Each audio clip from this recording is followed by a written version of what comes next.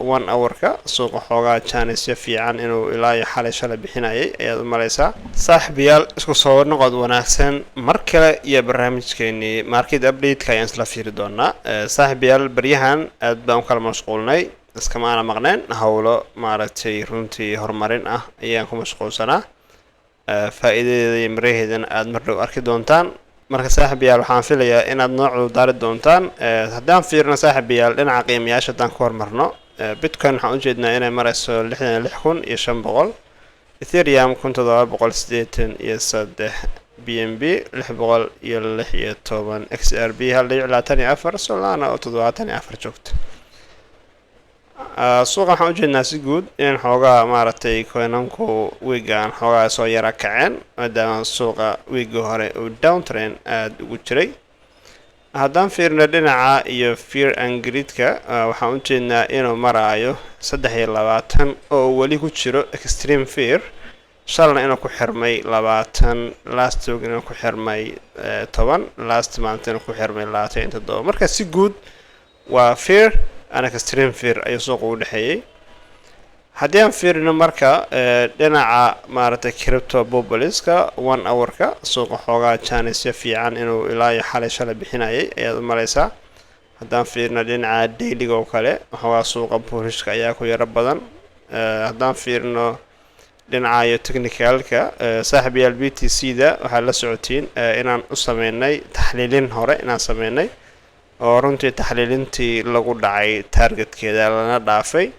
oo suuqa soo taabtay ilaa iyo 60,000 agaas oo leekaas maray 59,000 uu tagay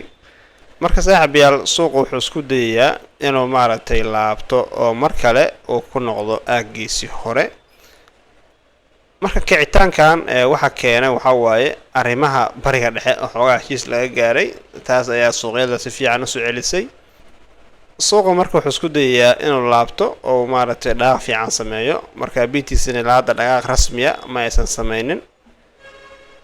marka meeshaan hadda zoonka ah suuqa waxaa waaye zone baa ku jira meeshaan zoonkan ayaa xoogaa challenge ku ah marka saaxiibayaal lugtan waxay nooga doontaa lower high kale oo suuqu mar kale uu taawasho ku samaysto kadibna uu ku dhaqaaqo may noqon kartaa mise waxay noqon kartaa in lagu dulnasto trend line-kan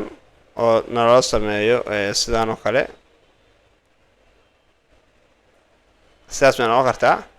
labadaba waxaa waaye waqtiga ayaa sheegi doona midkii ay noqotana waa arkaynaa laakiin si guud xoogaa suuqa in uu yara tabcaan yahay oo dhaqaaq karin ayaa ujeednaa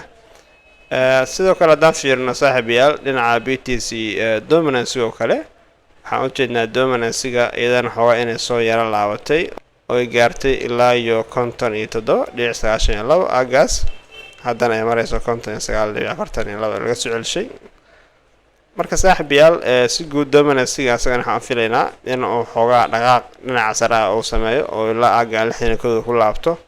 mar walba oo kana dhaqaaq sameeyo BTC price way ka jaran tahay taasna way ogaataa haddii aan fiirino dominance-ga USDT dominance-ga waxaan ujeednaa asagana in uu daadanayo oo suuqa maaragtay ku soo socdo jihadan ama zoonkan inuu imaan karo haddii marka zoonkan uu yimaado oo xoogaa maaragtay BTC dhaqaaq bay noo sameyn kartaa laakiin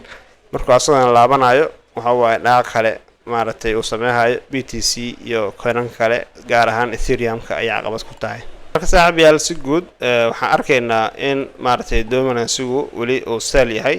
marka zoonkan oo kale in la keeno waa zoonkii uu sida fiican uga kacay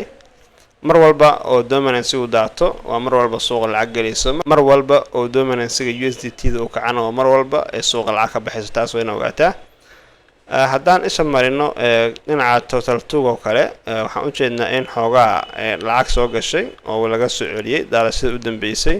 in laga soo celishay aaga 840 bilyan haddana uu maraayo 941 aagaas laga soo celiyay hadda 921 bilyan ayuu marayaa marka asagana haddii dominance-gu uu daashadaasi wato waxaan filaynaa in maaragtay zoonkan waxyar laga celiyo kadib zoonkan ku laaba karo mar kale waana dhaqaaq dhinaca altcoins-ka aan ka arki karno marka saaxiibayaal waxaan dhan waa bearish flag iyo saameyntiisii ayaa maanta ka dhalatay meeshaan ku jira pattern oo flag ah waana taas ogaataa okay waxa ku soo haray haddaan fiirino dhinaca iyo goldiga oo kale haddaan fiirino goldiga asagana baryahan downtrend buu ahaa waxoogaa soo dhaaqo iyo isku dayaya laakiin dhaqaaqa BTC sidoo kale weli ma uusan sameynin haddaan fiirino dhinaca Ethereum oo ayadana maaragtay altcoins oo kale Ethereum saadaashan hore ayaan u sameynay runtii waxa waaye wax yar ayaa maaragtay meelahaas ay maris markaa saadaalinaynay marka xoogaa ayaa la dhaafay oo waxaa la sameeyay waxa la yiraahdo bear trap ayaa lagu sameeyay marka bear trapkan waa meelaha dadka aan suuqa aad ka u faahfaahsan lagu gaado marka haddana in gudaha u soo galay ayaan u jeednaa marka Ethereum waxaan ka fiilnaynaa dhaqaaq oo maaragtay fiican oo haddii la jabiyo zoonkan challenge-ga ugu weyn haysta coinka waa zoonkan waaye marka haddii zoonkan la jabiyo 2400 ee dhaaq ku jabiso runtii zoonka labaad ee sugaya waa zoonkan 3400 iyo maaragtay 44 kadib si nadiif ayay ku tagi kartaa all time high-geeda taas waa in ogaataa haddii aan fiirino Solana barnaamijka fursadaha coinska runtii aad baan u jecjeexnay oo maaragtay waa anaga saadaalinay oo dhahnay meelahan ay jabsa ka sameynaysay marka waxa noo muuqanaya markii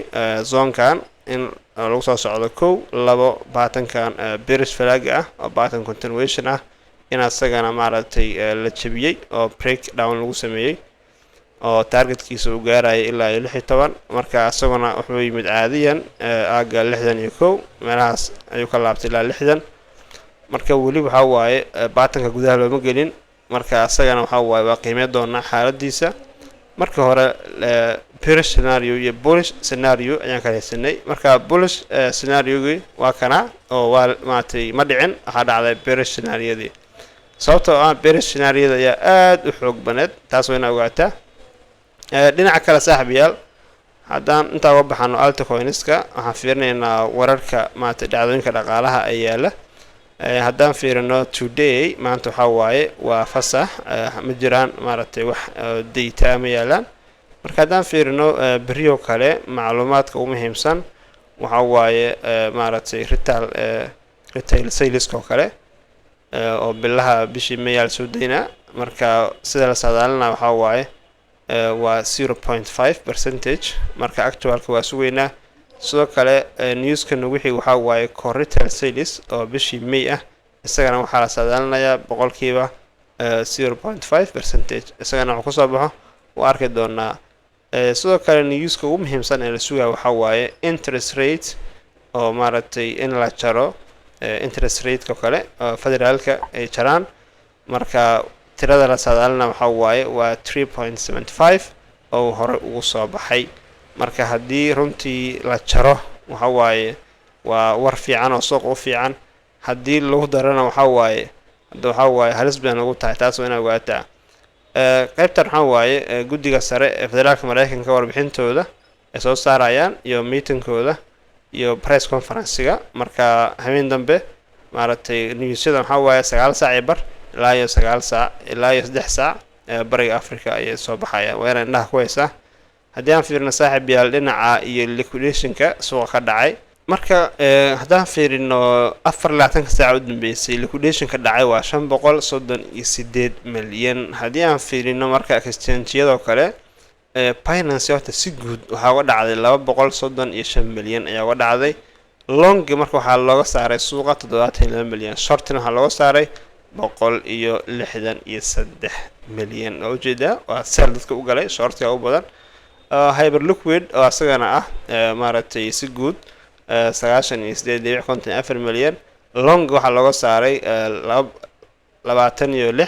26.32 milyan short-na waxa looga saaray 72 milyan marka saaxiibayaal mar walba short-ga ayaa badan sida u jeedaan bybidoo kale longi waxa waaye 16 kana waxa waaye 32 milyan marka boqolkiiba boqol ka badan yahay saa u jeedid marka saaxiibayaal iska ilaaliyo dadka futureska suuqa ugu jira dadkaas dad qamaaraystayaal waaye spot mar walba aan iska ognahay haddii aan fiirno dhinaca bitcoin current distribution-ka dhinaca iyo maaragtay ETF-yadoo kale MicroStrategy waxay hadda maraysaa tirada bitcoin-ka haysto 846,000 iShares idan waxay haysataa 811 kun